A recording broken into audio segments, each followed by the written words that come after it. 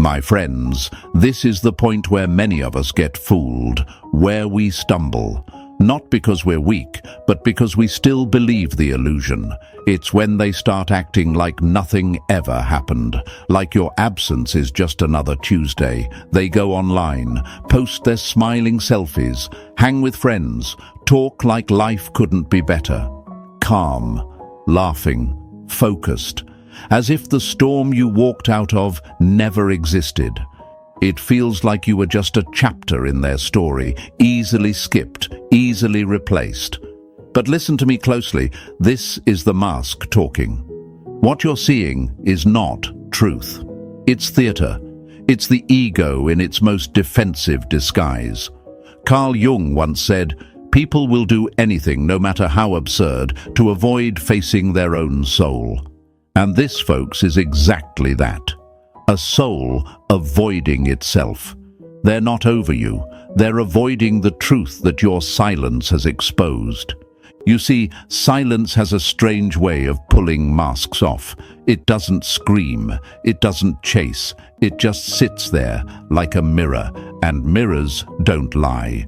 When someone realizes they're no longer the center of your world, they go into bluff mode. It's like a poker game. They'll hold their cards tight, keep their face still, pretend like losing you meant nothing. But inside, the game is falling apart. They're hoping you'll break first, that you'll reach out, that you'll check in, question yourself, crawl back into their frame. Because if you do, they win. Control returns to their hands, and your silence, your most powerful stance, gets thrown away like a discarded weapon. But here's what the Stoics knew, and here's what Jung taught us. Control over the self is the only control that matters. Epictetus said it best, "Circumstances don't make the man, they reveal him." And your silence, it's revealing more in them than they'll ever admit out loud. It's showing who really needs who is actually grounded, and who just acts like it. Their indifference is a crumbling wall, a desperate shell. And cracks are forming, my friends. You may not see it yet, but your absence, it's like water wearing down stone. Slowly, quietly, inevitably. Behind that smile they posted yesterday, behind that story they shared with someone new, there's a flicker of discomfort they can't shake. They're starting to realize that filling a soul-sized void with noise and distractions is like trying to heal a wound with dust. This is when you must remain calm. Don't react. Don't feed the illusion. You are not chasing shadows. You are becoming fire, steady, quiet, untouchable. And while they pretend, you grow. Stay grounded, folks. Stay in your seat of power. The soul that grows in silence becomes unshakable. This is not the end. It's the beginning of your rise. Remember, they are not healed. They're hiding. You are healing out loud by saying nothing. Write this in the comments right now. I hold the power. Type it. Claim it.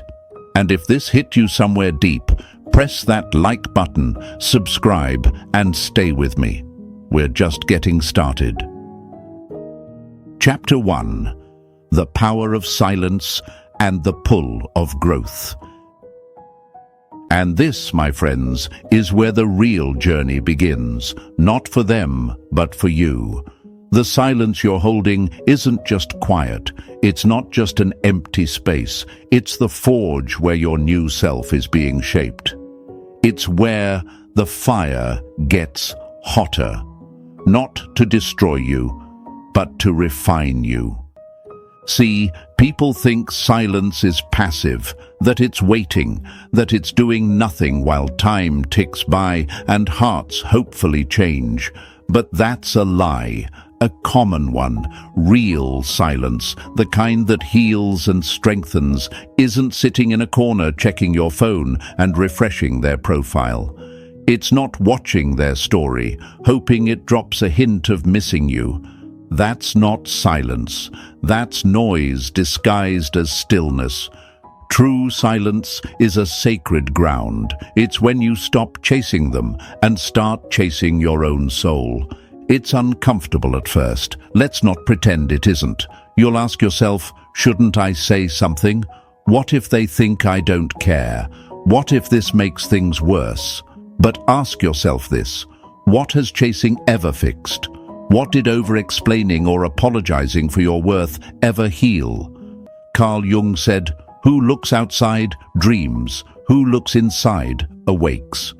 Silence isn't your punishment. It's your awakening. This is your mirror now. Every day that you choose not to reach out, not to fill the gap with weak words, you reclaim a piece of yourself. You aren't just avoiding them, you're turning toward you, and that is where the real power lives. Imagine this: a garden in winter.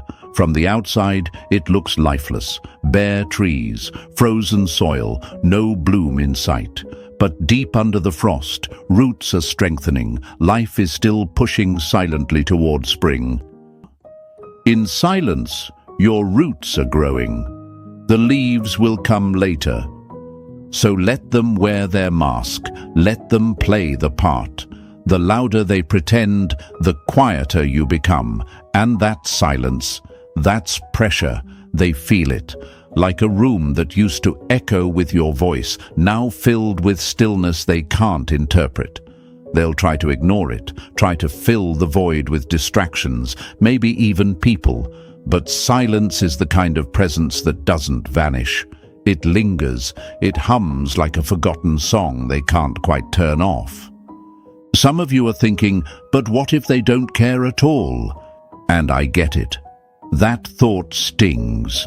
But let me ask you this: if they don't care, what exactly are you clinging to? A memory? A fantasy? A version of them that only existed when you were bending over backwards to feel seen? My friends, if silence reveals their indifference, then let it. Better to know now than to keep investing in a lie. That truth may cut, but it also clears the fog, and clarity is power.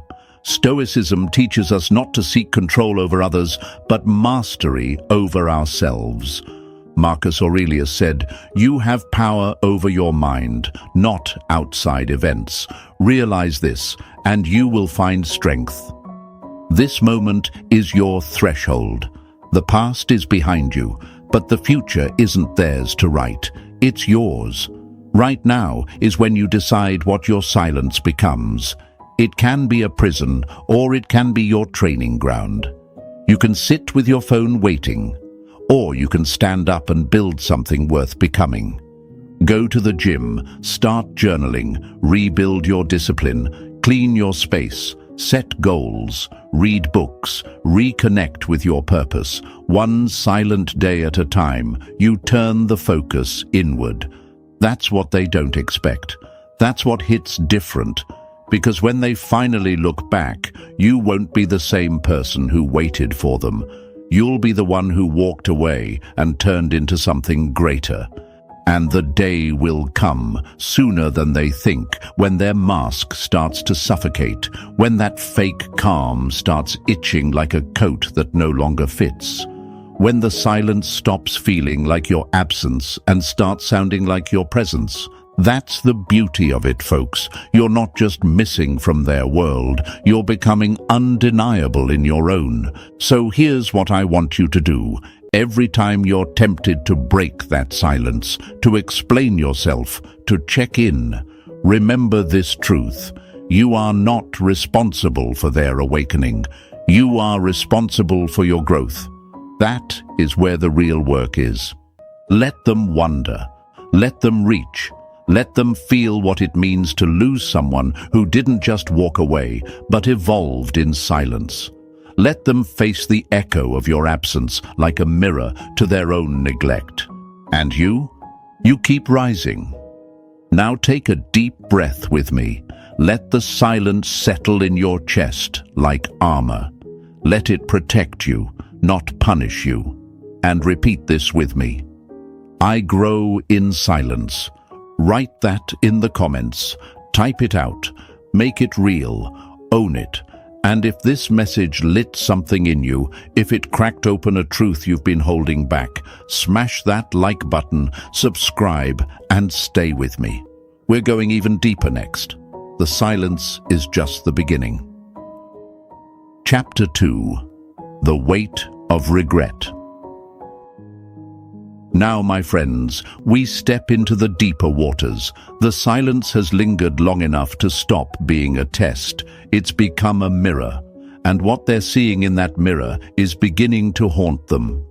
At first, they tried to laugh it off, shrug it away, pretend. They told themselves it didn't matter, that you'd be back eventually, that this space you left behind was nothing but a temporary gap.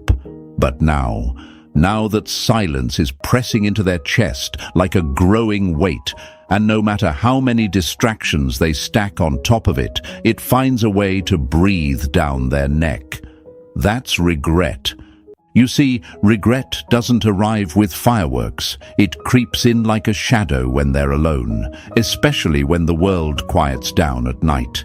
It whispers in the spaces between conversations, in the moments they reach for their phone and realize your name isn't there.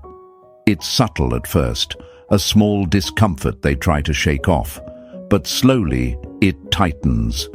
They start to remember, not just the good times, but the moments they failed you, the times you reached out and they responded cold, the times you gave everything and they gave half, the moments you stood by them and they acted like it was nothing. Those aren't memories anymore. They're echoes, loud, relentless, and now unavoidable.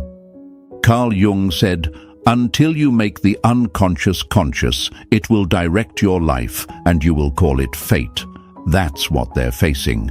The unconscious is rising and it's wearing your face. Imagine them walking through their day and suddenly remembering the look in your eyes, the last time you tried to connect, the words you once said that now sound like gold, the way you loved them in a way that wasn't casual, wasn't shallow, it was sacred, and they shrugged it off. They dismissed the sacred, and now that dismissal is replaying in their mind on a loop they can't stop. Regret is not just emotional, it's spiritual. It touches the soul, because it's not only about what they lost, it's about who they became when they didn't see your worth. That's the part that hurts the most, not your absence, but the version of themselves they were when they had you and didn't appreciate you. That's the ghost they now live with. It's like standing at the edge of a cliff, looking back at a bridge they burned, and realizing they don't have the tools to rebuild it. Not because the bridge can't be built again, but because you've already started walking toward something greater. That's where regret deepens. Not in the loss itself, but in knowing they can't just walk back and pick up where things left off. Too much has changed. You've changed. They won't say it. They might even pretend nothing's wrong. They may keep posting, smiling, laughing with others. But inside, a silence has settled, a silence louder than your presence ever was. And that, my friends, is the soul beginning to stir. You know why it's so hard for them? Because they thought you'd always be there. Because they believed their actions wouldn't have consequences, because they never imagined a version of reality where you loved yourself more than you needed them. But that's exactly where you are now, and the longer you stay silent, the deeper their reckoning becomes. You are no longer the one asking, "Do they miss me?" Now they're the one wondering if they still matter to you at all. That shift in power doesn't come from revenge. It comes from growth, from walking away without shouting, from standing still while their soul starts spinning. But you may still ask, why do I feel guilty? That's natural, because you're kind, because you're human. But let me remind you, you are not responsible for the healing of someone who wounded you. You are not obligated to make them comfortable in the discomfort they created. Regret is the teacher life sends when people refuse to learn through love. And this is their class now. Seneca said, "Every new beginning comes from some other beginning's end." What they're feeling now is the finality of what they had with you, an ending they thought would never truly come. But it has, and you didn't slam the door. You simply walked through it without looking back. This isn't about punishment, it's about realization, about truth. They're not just missing you, they're realizing that they never truly saw you, that the very thing they treated as ordinary was extraordinary all along. And you, my friend, are rising. Let that motivate you. You are not waiting in pain, you are walking in purpose. This silence you hold is not hollow. It is holy. It's not the absence of noise. It's the presence of power. So when they finally feel the weight of what they let slip, let them feel it in full. That's not cruelty. That's clarity. Because until they face their regret, they'll never understand your worth. And until they see themselves clearly, they'll never be able to offer anything real. Breathe in and affirm this with me. I am not their lesson. I am my own liberation. Type it in the comments, claim it, let it be your reminder. And if this spoke to your heart, if it helped you see what you're really carrying, press that like button, subscribe, and stay with me. We're not done, we're just getting deeper. Chapter 3. Let them sit in it. Now listen closely, my friends, because this is the part that tests your heart. Regret has begun to whisper to them. It's not subtle anymore. It's in their bloodstream now. But instead of sitting with it, most people do what they've always done. They run. They cover it. They pretend. They wrap their shame in pride and wear indifference like armor. They laugh louder, post more, get busier, try harder to appear untouched. But beneath it all, a storm is brewing that no filter can hide. Inside, they're folding. They're thinking about every moment they dismissed your presence, every kind gesture they shrugged off, every word you spoke from your soul that they didn't even hear. It hits in flashes, in grocery stores, during slow songs, in the silence before sleep. And it burns, not because you're gone, but because they let you leave without ever realizing what they had. Carl Jung called this the shadow. It's the part of the self we refuse to face, the side buried under ego and fear. And when silence draws that shadow out, there's nowhere left to hide. They are now dancing with that shadow, awkwardly, painfully, because it's showing them who they were when they had you, and who they've become since they lost you. And here's where things get tricky for you.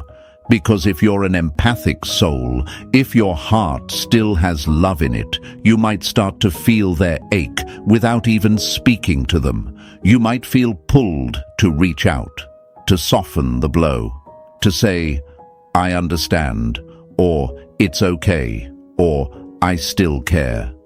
But you must not. This is not cruelty. This is discipline. This is strength. This is love. But for yourself. My friends, it is not your job to rescue someone from the emotional fire they built with their own hands.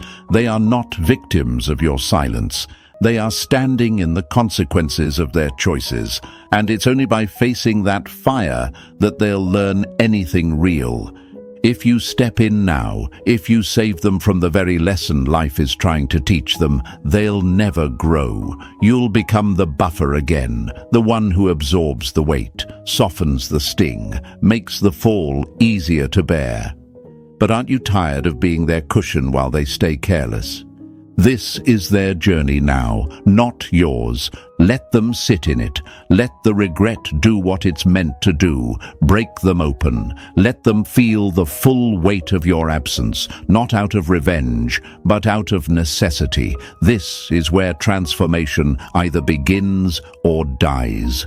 And it must be theirs to choose. They need to feel the ache of your silence in its rawest form. The silence that doesn't just echo, but convicts. The silence that makes them realize that love is not a guarantee.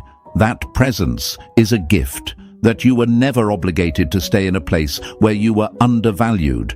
And you hold your ground. You stay in your seat of power, because the moment you reach out to relieve their suffering, you strip them of their awakening. You interrupt their mirror. You make it easy for them to forget again. And you can't afford to be forgotten again, can you? Marcus Aurelius wrote, "Just that you do the right thing, the rest doesn't matter." And the right thing here is silence, not to punish, but to protect what you've built within yourself.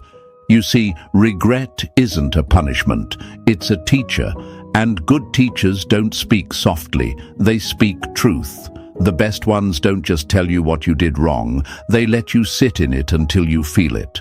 That's what this moment is for them, a classroom where you are the silent lesson, a reflection of what they could have cherished but chose to overlook.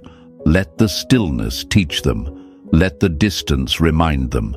Let your absence do what your presence could not. Wake them up. And yes, you might feel lonely. Yes, you might miss them, but don't confuse your missing them with a sign that they've changed. Missing someone is a human thing, but honoring yourself through that ache, that's divine. That's where you turn pain into purpose. So take a deep breath with me. Settle into this moment, not with anger, but with knowing. The path you're on isn't easy, but it's necessary. You are worth more than a half-hearted apology. You are worth more than their delayed clarity. You are not here to hold space for someone else's delayed realization. You're here to build, to evolve, to protect the soul that you finally started listening to, your own. So let them sit in it, let them learn, and let your strength rise in silence. Repeat after me, I am worth more. Write that in the comments right now. Declare it. Type it like your life depends on it, because your peace does. And if this message found you at the right time, if it stirred something deep in your heart, press that like button, subscribe, and stay with me. We're not done yet. The silence will keep speaking, and what's ahead is even more powerful. Chapter 4. Facing the mask and the substitutes. If you're still here, if these words have stirred something in your soul, then take a breath. Let's pause, not to retreat, but to reflect. You've come far, further than you might think, and I want you to ask yourself with all honesty, have I taken the leap into silence, or am I still clinging to echoes, still wrestling with hope disguised as doubt? Wherever you are on this path, know this: there's no shame in the struggle. Growth is not linear. Some days you'll feel like a warrior, other days like a wounded child. But the fact that you're still here, still listening, still feeling, means you haven't given up on yourself. So drop a keep it up in the comments if you're walking this road with me, because this journey isn't just about them realizing what they lost. It's about you realizing what you've gained and what you're still becoming. Now let's go deeper, because after regret comes resistance, and this is where they start fighting reality, not directly, but through distraction. You see, sitting with pain requires courage, and most people never learned how to do that. So instead of facing the raw ache, they reach for masks. Not literal ones, but emotional disguises, pretending to be okay, pretending to have moved on, telling themselves and the world, I'm fine. But it's not truth. It's self-protection. They fill their days with noise. They start talking more, laughing louder, maybe even rushing into someone new, not out of love, but out of fear. Carl Jung said, "People will do anything, no matter how absurd, to avoid facing their own soul." And that's exactly what's happening now. They're not healing, they're hiding. You'll see them on social media with new faces, new plans, new happiness. But look closer. That smile doesn't reach the eyes. That joy feels rushed. That love feels hollow. Because what they're really doing is performing. It's like putting a band-aid on a broken bone. You can't cover spiritual fractures with external noise. You can't replace a soul-deep connection with a quick distraction. It doesn't matter how many parties, people, or plans they throw on top of it. The void is still there. And here's what most won't admit. Substitutes don't satisfy, not when what you had was real, not when the person they lost was rooted, present, and authentic. You weren't casual, you were home, and home isn't something you can recreate with someone you barely know or something you just bought. They're starting to feel that, even if they don't say it. The more they try to replace you, the more obvious it becomes. It's not working. The silence you left behind is louder than anything they can use to drown it out. It's echoing through every fake smile and every empty conversation. But don't mistake their performance for peace. And don't let their distraction undo your discipline, because you've done the work, you've chosen stillness, you've chosen yourself. And no matter how tempting it is to believe their mask, remember, it's not real. It's just a shield they've built to protect themselves from the truth, a truth they're still too scared to face. And you're no longer chasing truth. You are the truth. You don't need to scream it. You don't need to prove it. Your silence has already spoken. So take a deep breath. Let their noise be theirs. Let their performance be what it is. You don't need to match it. You don't need to explain. All you need to do is continue. You're growing in ways they can't see, and while they run in circles trying to fill a void, you are planting roots. You are becoming someone whose presence cannot be substituted. And now affirm this with me. I cannot be replaced. Write it in the comments. Speak it into the silence. And if this reached into a quiet place inside you, press that like button, subscribe, and stay with me. The masks are cracking. And what comes next will be undeniable. Chapter 5. The False Replacements. Here's the truth. No one likes to say out loud, my friends. You can't replace something real with something temporary, not without feeling the emptiness stretch even wider. At this point, they're trying. Really trying. They're smiling more, posting louder, surrounding themselves with unfamiliar faces who don't ask deep questions and won't mention your name. They flood their life with noise, with movement, with energy that looks like healing. But healing doesn't look like distraction. Healing looks like stillness. And stillness, as you've come to learn, is the one thing they're not ready to face. What they're chasing right now is a feeling, one they once had with you, but they don't realize that what you offered can't be mimicked or manufactured. It wasn't performative. It wasn't surface level. You didn't just fill space in their life. You filled depth. You were their mirror, their anchor, their soul compass, and you didn't have to shout to be any of that. So now they're entering the phase of quiet comparison. It's not conscious at first, but it happens all the same. In the way that laughter feels forced now. In the way their conversations with new people lack depth. In how someone can sit beside them and still not see them. Not like you did. Because let's be clear, you weren't just someone, you were home. And when someone's tasted that, nothing else really satisfies. It's like drinking salt water when you're thirsty. It might look like relief, but the more they consume, the emptier they feel. Carl Jung said, "Loneliness does not come from having no people around you, but from being unable to communicate the things that seem important to you." And that's what they're sitting in now, a circle of noise that doesn't speak their language, an audience that claps for the mask but doesn't see the soul underneath. The new people, they don't get it. They don't ask, "Are you really okay?" with that kind of stillness behind their eyes. They don't notice the subtle shifts in mood. They don't feel the undercurrent of fear in their silence. They just smile, nod, and keep things light. Surface connections can't carry the weight of a soul that's grieving something deeper than it will admit. And so they find themselves floating, engaged in motion, but disconnected from meaning.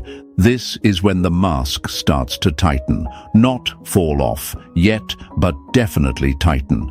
It becomes uncomfortable. The smiles don't stretch as wide. The conversations leave them emptier. The distraction begins to feel more like a burden than a balm. Because when something real leaves your life and you try to plug the void with something shallow, the soul knows. It knows. You might fool the world, but you can't fool the part of you that still remembers what authenticity feels like.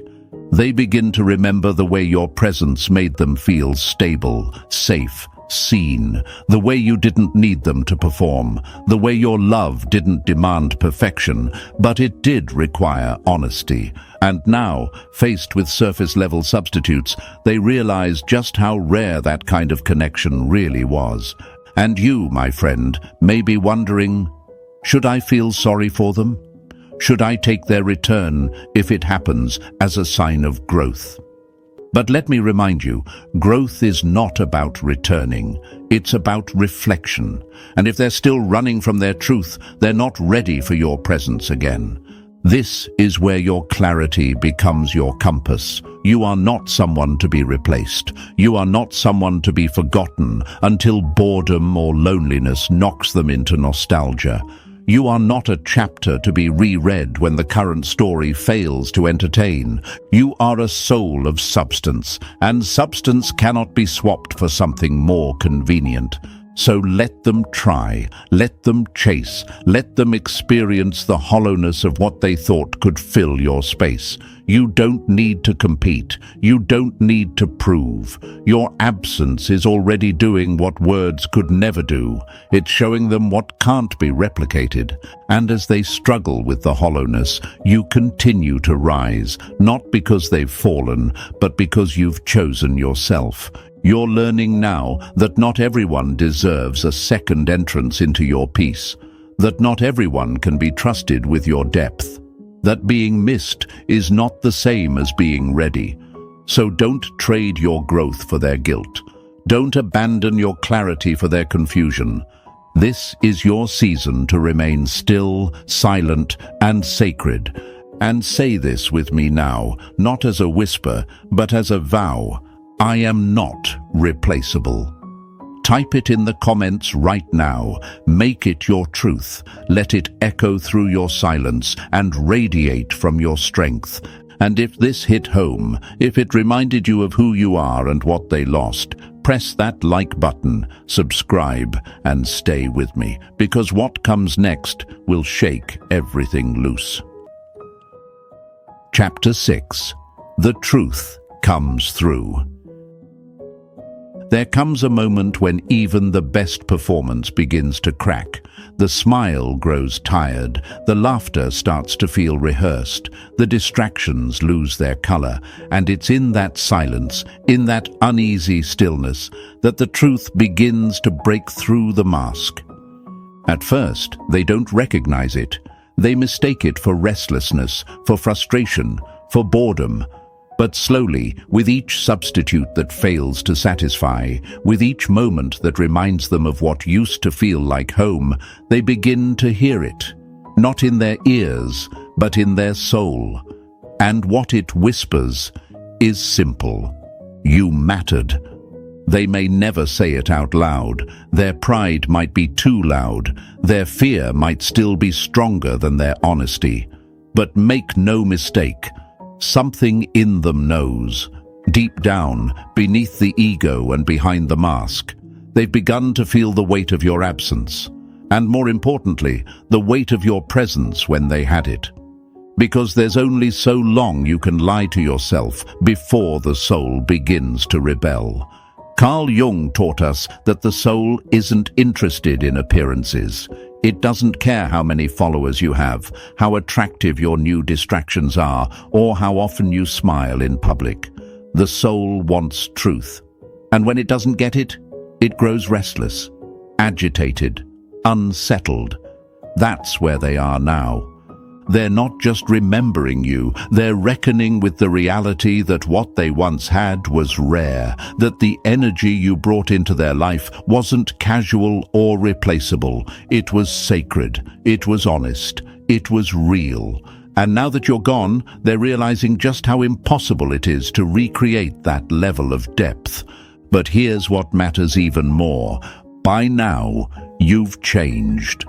You're not standing where they left you. You're not frozen in that final memory, waiting for them to circle back. While they've been scrambling to replace what they didn't fully value, you've been rising. You've grown, you've healed, you've reconnected with the part of yourself that no longer looks outward for validation. You've learned, maybe through pain, maybe through tears, but learned that your worth does not live in someone else's recognition. It lives in your own acceptance, your own peace. You are not who you were. The old version of you might have waited for closure, might have doubted your strength, might have accepted breadcrumbs and begged them to mean something, but not anymore. Now, you know that love isn't proven in the noise someone makes after you're gone, but in the care they showed while you were still there. And when that care was missing, you chose to walk away, not in bitterness, but in boldness. Because you're not bitter, you're better, not because they hurt you, but because you refused to let that hurt define you.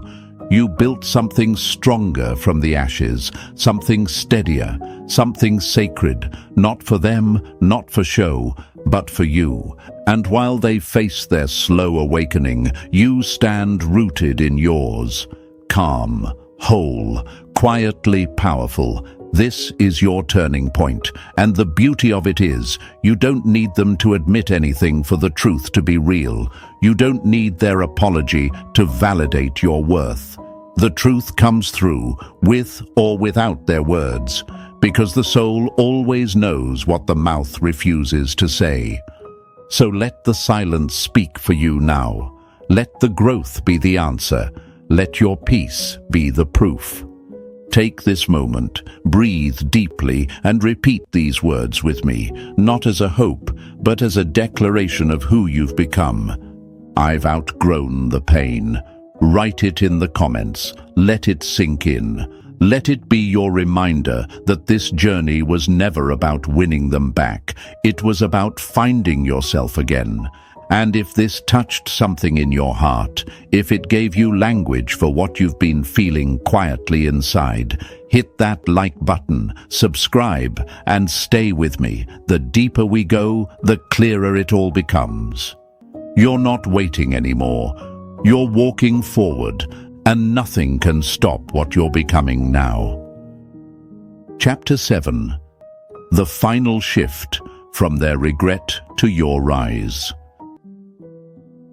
Now we arrive at the turning point, the final shift, and this time it's not about them, not their reaction, not their silence, not their regret. This is about you. All this time you thought the silence was for them, to make them notice, to make them feel what you felt. But now you see it clearly. The silence wasn't for them, it was for you, to clear the noise, to strip away illusions, to bring you back to you. Because this wasn't about getting their attention, it was about reclaiming your own. You stopped chasing their validation. You stopped asking questions that were never answered. You stopped trying to prove your worth to someone who didn't have the eyes to see it. And somewhere in that stillness, something changed. You stopped wondering if they'd come back, and started asking, do I even want them back? That, my friends, is the shift. You're not standing in the same place anymore. You've evolved, quietly, deeply, patiently. You've grown into someone they don't recognize, not because you've become someone else, but because you've finally become yourself. You've stopped hoping for closure from someone who was never open in the first place. You've stopped waiting to be seen by someone who refused to look deeper. You no longer beg to be understood. You choose to be valued. Let that sink in. You don't explain yourself anymore to people who were committed to misunderstanding you. You don't carry the weight of their confusion. You don't apologize for needing honesty, consistency, or depth. These are not too much. These are your standards now. And should they ever come back, knocking, texting, showing up in your life with all the right words and the perfect timing, they will be facing someone different. Not colder, but clearer. Not angrier, but stronger. Not guarded, but guided. You no longer operate from the place of fear, longing, or scarcity. You've tasted solitude. You've witnessed your own growth. And now you know that peace isn't found in people. It's found in alignment, in honoring your soul. Carl Jung wrote, "The privilege of a lifetime is to become who you truly are." And that's exactly what this journey has done. It's led you back to yourself. So no, you won't take them back just because they're finally ready. You won't abandon your healing to entertain their awakening. You won't fold just because they remembered too late what you gave too early. You're no longer waiting to be chosen. You've chosen yourself. And maybe, just maybe, that's the real loss they'll feel in the end.